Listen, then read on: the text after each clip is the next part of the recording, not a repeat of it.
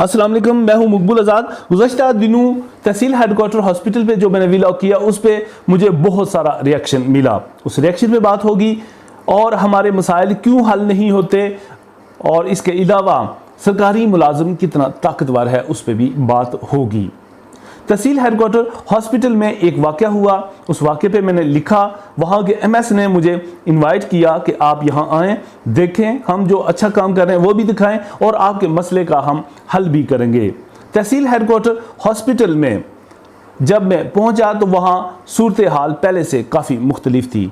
हम सब का अक्सरियत का यही तजर्बा है कि सरकारी हॉस्पिटल से ना ही तो कोई डिस्प्रिन की गोली मिलती है, ना ही मरहम पट्टी और ना ही कभी कोई किसी को इंजेक्शन मिला है। लेकिन जब मुझे ये पता चला कि वहाँ 30 लाख की मेडिसिन मरीजों के लिए मुयस्सर हैं तो ये मेरे लिए किसी इंकशाफ से कम नहीं। लेकिन यहाँ गायनेकोलॉजिस्ट ना होने की वजह से जो डिलीवरी ऑपरेशन के जरिए होती है उसका इंतज़ाम मौजूद नहीं है। Gynaecologist, general surgeon, anaesthesia, child specialist और मेडिकल स्पेशलिस्ट की जो अहम असामियां हैं वो अभी तक खाली हैं। इन्हें पुर किया जाएगा तो तभी ये तहसील हेडक्वार्टर हॉस्पिटल मुकम्मल तौर पे फाल होगा। चंद साल कबल यहाँ गायनेकोलॉजिस्ट और जनरल सर्जन को आर्जी तौर पे लाया गया था, लेकिन यहाँ की आवाम की बेहिसी, मेनस्ट्रीम मीडिया और सिविल सोसाइटी की अदम दिलचस्पी की वजह से वो दोनों असामियां जो हैं वापस डिस्ट्रिक्ट हेडक्वार्टर हॉस्पिटल कोटली मुंतकिल हो गई हैं।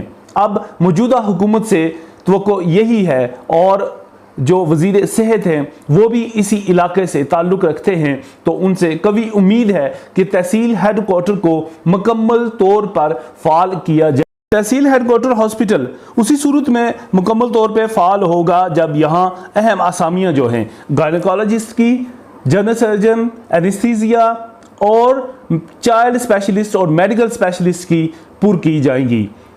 ये इलाका कंट्रोल लाइन का इलाका है। यहाँ अक्सरियत जख्मियों की जब हॉस्पिटल तक लाते लाते रास्ते में ही दम तोड़ देते हैं। इसके अलावा प्राइवेट इलाज अफोर्ड करना हर किसी के बस की बात नहीं है। गुज़श्ता व्लॉग पे जो मुझे रद्द अमल मिला उसमें जो लोग बढ़ चढ़ के बात कर रहे थे वो पीपल्स पार्टी और नून लीग के सियासी कारकुनान थे। वो तनकीद कर रहे थे कि इस हॉस्पिटल में ये काम नहीं होता, वो काम नहीं होता, हमें ये चीज़ वहाँ से नहीं मिलती और डॉक्टर्स का या छोटे अमले का ये रवैया है। मुझे ये खुशी हुई कि ये कारकुनान बिलाखिर बोलना शुरू हो गए हैं।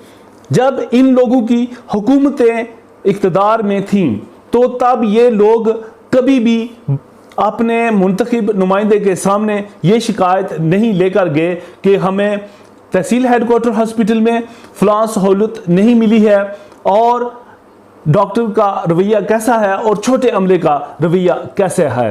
उसकी बड़ी वजह यह होती है कि सियासी कारकुनान अपने लीडर को या अपने नुमाइंदे को वो नाराज़ नहीं करना चाहते, लिहाजा वो अपने दौरे इक़्तिदार में सब अच्छा की रट लगाते हैं। यही वजह है ना ही अस्पतालों में इलाज होता है और ना ही स्कूलों में कोई पढ़ाई होती है या फिर दीगर इदारे जो हैं वो काम करते हैं। उसकी वजह यही होती है कि मुलाजिम भी सियासी तौर पे भर्ती होते हैं और वो सियासी वफादारियां निभाते हैं।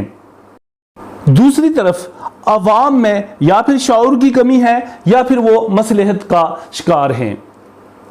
अगर बिजली 2 दिन बंद हो तो अवाम सड़कों पे आ जाते हैं, तोड़ फोड़ करते हैं, मुजाहरे करते हैं और बिजली बहाली का मुतालबा करते हैं। लेकिन दूसरी तरफ अगर आप देखें, कोई सरकारी अदारा अगर बेहतर काम नहीं कर रहा है, किसी स्कूल या कॉलेज का रिजल्ट अच्छा नहीं आ रहा है, तो किसी के कानों पर जूं तक नहीं रेंगती।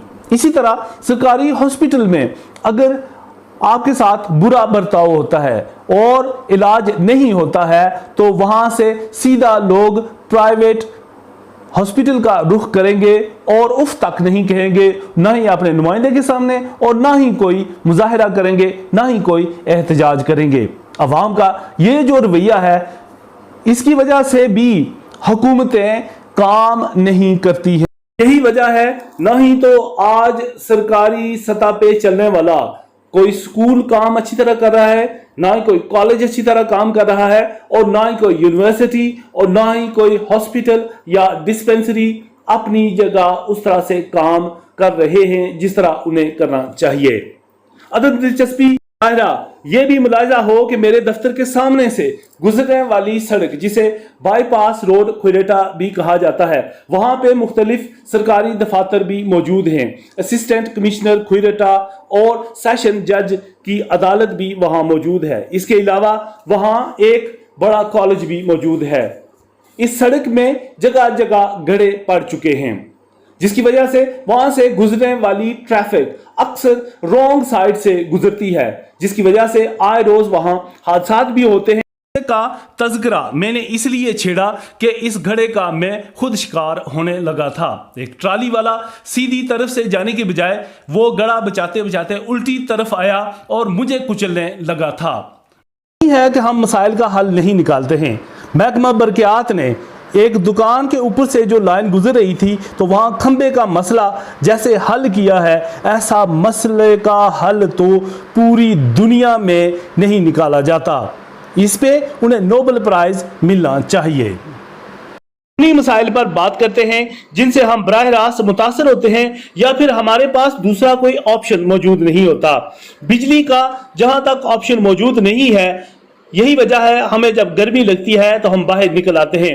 अस्पताल का हमारे पास प्राइवेट हॉस्पिटल का जो है वो ऑप्शन मौजूद है। इसी तरह स्कूल का हमारे पास प्राइवेट स्कूल का ऑप्शन मौजूद है। इसी तरह दीगर जो मसले मसाइल हैं उनका हमारे पास जब ऑप्शन मौजूद होता है तो हम खामोश रहते हैं, जब ऑप्शन नहीं होता तो हम चूं चूं करते हैं, लेकिन हुकूमत को इससे कोई फर्क नहीं पड़ता।